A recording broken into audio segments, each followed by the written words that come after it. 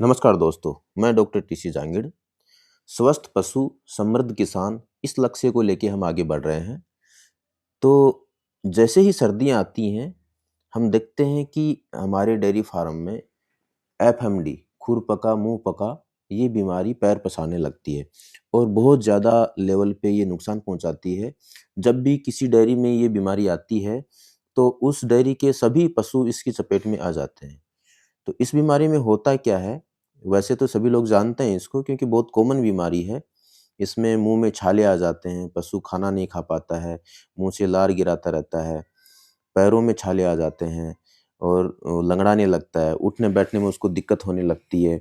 उसका प्रोडक्शन है वो ख़त्म हो जाता है, दूध कम कर लेता है और पशु बहुत ही ज़्यादा दयनीय हालत में आ जाता है। और सबसे बड़ा नुकसान ये होता है कि जो पशु है उस डेयरी में जितने भी पशु हैं सभी इससे प्रभावित हो जाते हैं। और सबसे ज़्यादा जो दिक्कत इसमें होती है छोटे पशुओं को होती है। जो छोटे पशु होते हैं वो बहुत ज़्यादा इसमें अफ़ेक्टेड होते हैं, उनमें ही ज़्यादा डेथ रेट देखने को मिलती है। बड़े पशु जो हैं उनमें डेथ रेट जो है अक्सर कम देखने को मिलती है। लेकिन उनमें बीमारी जो है उनको प्रभावित करती है ज़्यादा और काफ़ी ज़्यादा नुकसान उसकी वजह से हो जाता है। कई बार तो ये होता है कि जिन पशुओं में ये हो रहा है उनमें मुँह में छाले इतने ज़्यादा हो जाते हैं, जीभ के ऊपर की जो स्किन है, वो भी उसमें निकलने लग जाती है। तो इस तरह से ये जो प्रॉब्लम है, बीमारी है, काफ़ी ज़्यादा नुकसान किसानों को पहुँचाती है और पशुओं को बहुत बड़ा नुकसान करती है। इवन अगर ये बीमारी ठीक भी हो जाती है, उसके बाद भी पशु का प्रोडक्शन उतना पूरा नहीं आ पाता है। दूसरा नुकसान ये होता है जिन पशुओं में एक बार ये बीमारी हो गई है, उन पशुओं में हार्मोनल चेंजेज़ की वजह से जब गर्मियाँ आती हैं तो उस समय उनको गर्मी बहुत ज़्यादा लगती है। ख़ासकर आप देखेंगे तो एचएफ जो गायें होती हैं, क्रॉस ब्रीड हैं, जो बाहर की ब्रीड होती हैं, उनमें गर्मी के टाइम पे हाँफने वाली शिकायत बहुत ज़्यादा बढ़ जाती है। तो ये बीमारी बहुत खतरनाक है, इसलिए इसका समय से अगर हम ध्यान रखें, इसका वैक्सीनेशन प्रॉपर करवाएँ, तो ये बीमारी नहीं आती है। वैक्सीनेशन के लिए हम एक अलग से वीडियो बनाएँगे, तो उसमें आपको पूरी प्रक्रिया बताएँगे कि वैक्सीनेशन कैसे करना चाहिए और वैक्सीनेशन करने में क्या सावधानी रखनी चाहिए। अक्सर कई बार देखने को मिलता है कि वैक्सीनेशन करवाने के बाद में भी जो है बीमारी आ जाती है, तो उससे कैसे बचा जाए? तो अब हम इसके ट्रीटमेंट की बात करते हैं। तो ट्रीटमेंट की अप्रोच में अगर हम देखें तो ये एक वायरल बीमारी है। अब वायरल बीमारी है तो वायरस का हमारे पास में कोई सीधा-सीधा कोई ट्रीटमेंट नहीं है। हमारी जो अप्रोच रहती है, वो ये रहती है कि वायरस ने तो बॉडी में इन्फेक्शन कर दिया है, तो वायरस के साथ में को शरीर कमज़ोर हो गया है, उसकी इम्यूनिटी कमज़ोर हो गई है वायरस की वजह से, तो कोई दूसरा बैक्टीरिया वहाँ पे पनप ना पाए, दूसरा कोई इन्फेक्शन ना पनपे, इसके लिए हम उसको एंटीबायोटिक देते हैं और वायरस से शरीर को जल्दी ठीक करने के लिए उस पशु की हम इम्यूनिटी को बढ़ाते हैं।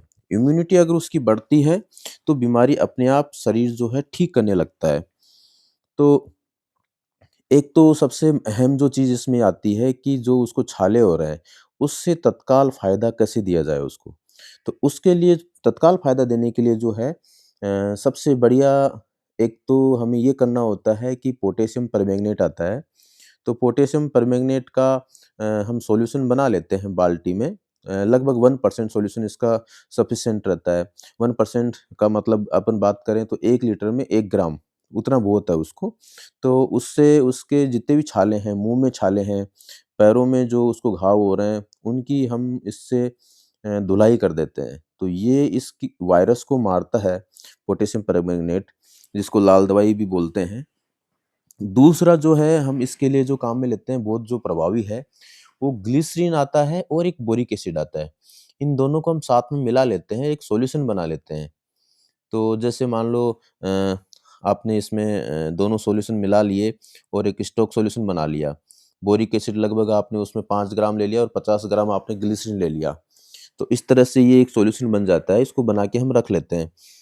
इसको लगाने के लिए ध्यान ये रखना है हमें कि जैसे ही हम केमेनोफोर जो लाल दवाई उसके मुँह में लगाई है या पैरों पे लगाई है, उसके तुरंत बाद नहीं लगाना है, थोड़ा गैप देना है अपने को 20 मिनट, आधा घंटे का, क्योंकि इन दोनों की आपस में रिएक्शन होती है और ये गर्म हो जाता है। इस वजह से थोड़ा-सा इसमें गैप करना है। तो आप ये दिन में 3 बार 4 बार जितनी बार लगा सकें उतनी बार लगाएँ, उसको पशु को फ़ायदा होगा।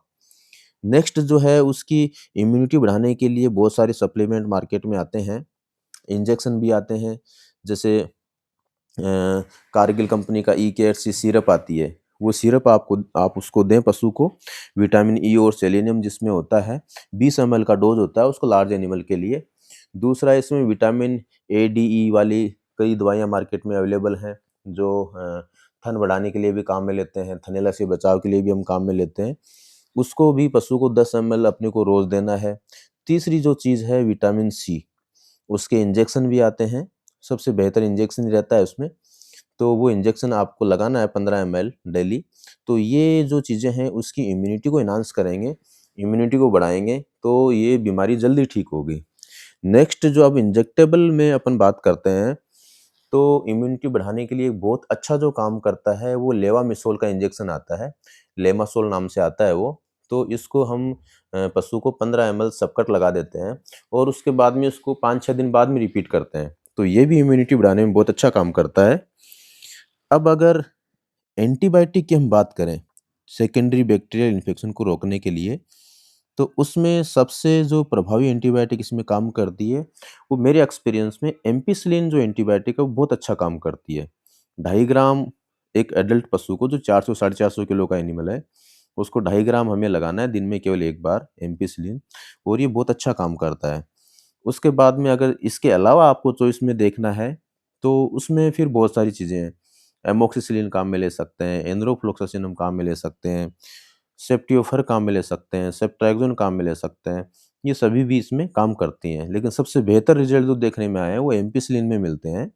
और उसके बाद में अगर सेकंड चॉइस पे आपको जाना है तो अमोक्सिसिलिन या एन्रोफ्लॉक्सासिन, ये इसमें बेहतर काम करते हैं। अब इसके बाद में हमें उसमें दर्द हो रहा है, उसको समस्या हो रही है, इसको ख़त्म करने के लिए सबसे अच्छे जो रिज़ल्ट हैं, वो फ्लूनिक्सिन मेग्लूमाइन जो आता है, उसमें अच्छे रिज़ल्ट मिलते हैं। थोड़ा महँगा पड़ता है ये, लेकिन रिज़ल्ट इसमें अच्छे हैं। तो जैसे एक एनिमल एडल्ट एनिमल है 400 साढ़े 400 किलो का, तो उसको 20 ml हम इसमें दिन में 1 बार देते हैं। और इसके अलावा आप इसमें सीपीएम दे देंगे। मल्टीविटामिन की चॉइस करते समय ध्यान ये रखना है कि उसमें इम्यूनिटी बढ़ाने वाली चीज़ें भी रहें। जैसे न्यूरोकाइन सी आता है, उसमें विटामिन सी आता है, तो ये अच्छा काम करता है इसमें। कई बार देखने को आता है कि पशुओं के जो पैरों में जो घाव हैं, वो बहुत ज़्यादा गहरे हो जाते हैं और वो बहुत ज़्यादा परेशान करने लगते हैं। तो ऐसी कंडीशन जब भी बनती है तो उनकी ड्रेसिंग हमें रेगुलर करनी होगी। ड्रेसिंग का मतलब घाव को साफ़ करना। उसके लिए साफ़ करने के लिए आप उसमें बीटाडीन जो आता है, प्रोविडन आयोडीन, उसका सॉल्यूशन बना सकते हैं, उसे साफ़ कर सकते हैं। और उसके बाद में उस घाव पे आपको कोई एंटीसेप्टिक लोशन लगाना है, जैसे आप उसमें हिमेक्स की ऑइंटमेंट लगा सकते हैं, या फिर आप कोई अपना खुद का भी आयुर्वेदिक कोई नुस्खा बना सकते हैं, नीम, एलोवेरा वगैरह को लगा के।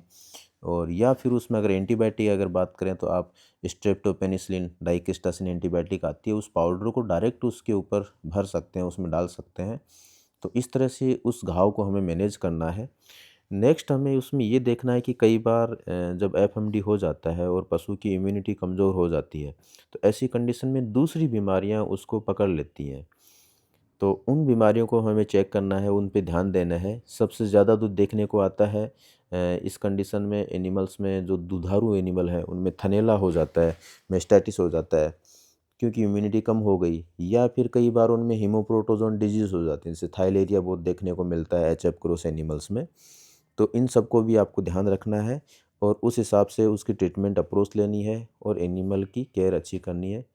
धन्यवाद।